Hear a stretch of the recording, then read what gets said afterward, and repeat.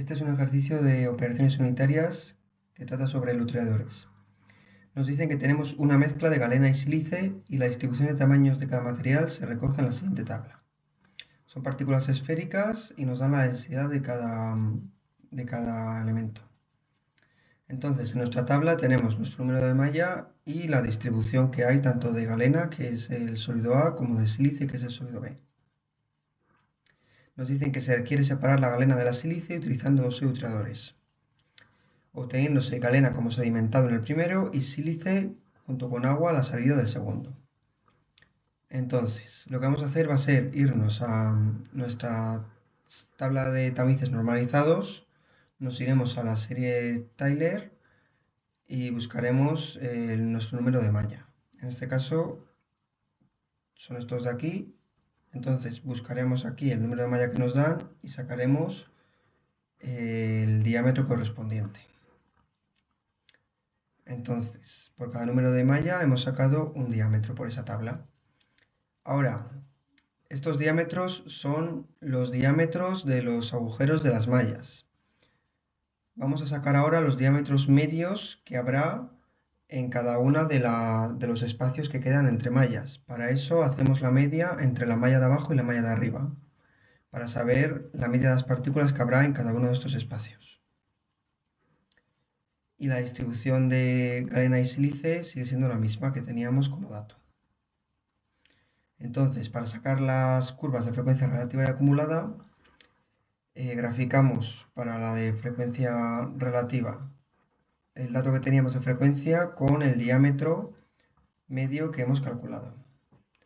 Y para el de frecuencia acumulada, sumamos la cantidad de porcentaje de galena o de sílice que hay de abajo a arriba y graficamos en las ordenadas, en vez de la frecuencia relativa que hemos graficado aquí, la frecuencia acumulada.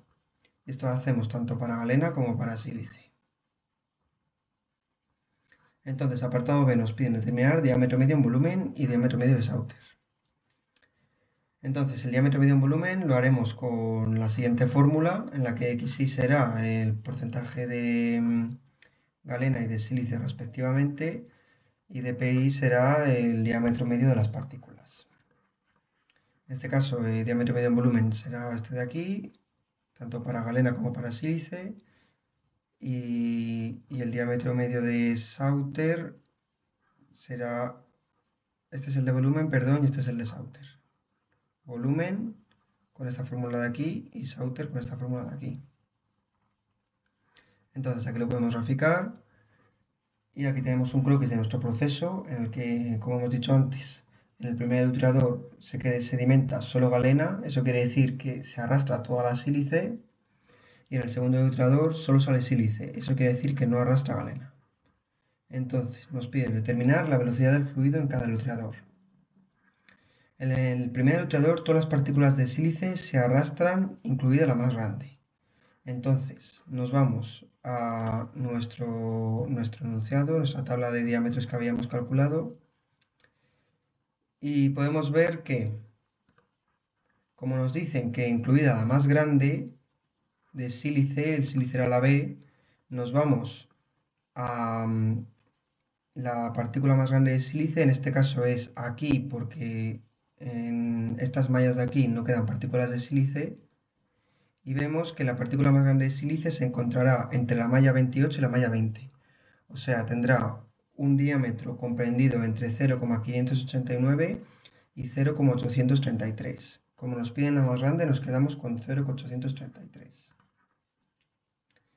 Entonces calcularemos nuestro Galileo con esta fórmula de aquí, siendo todos los datos conocidos. Con este Galileo iremos a esta gráfica de aquí con el 2/3 de Galileo, cortaremos con la curva ascendente y sacaremos un Reynolds, y a partir de este Reynolds, despejando los datos conocidos, sacaremos nuestra velocidad, que en este caso será 0,13. Entonces nuestra velocidad para arrastrar la partícula más grande de sílice deberá ser mayor a 0,13.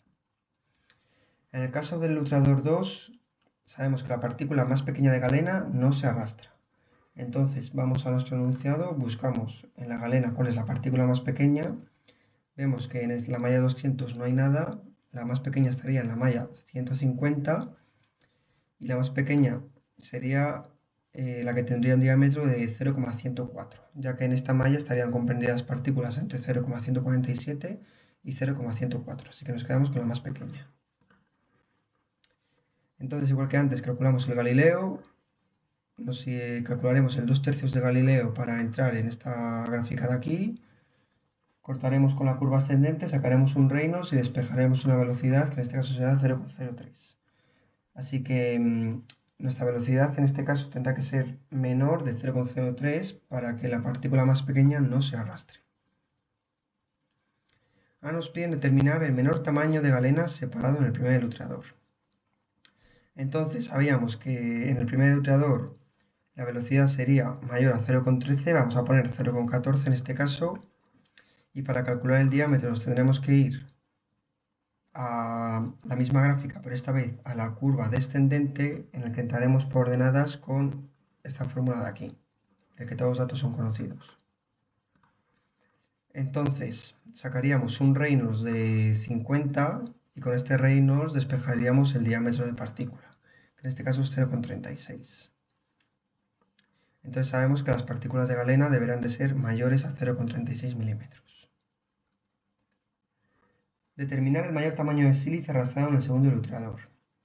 En el segundo eluteador sabíamos que teníamos una velocidad de 0,03, igual que antes, con esta velocidad entraríamos por ordenadas, cortaríamos con la curva descendente y sacaríamos un Reynolds, y de este Reynolds despejaríamos el diámetro, que será 0,23. Entonces nuestro diámetro de sílice en el segundo eluteador de partículas de sílice deberá ser menor de 0,23.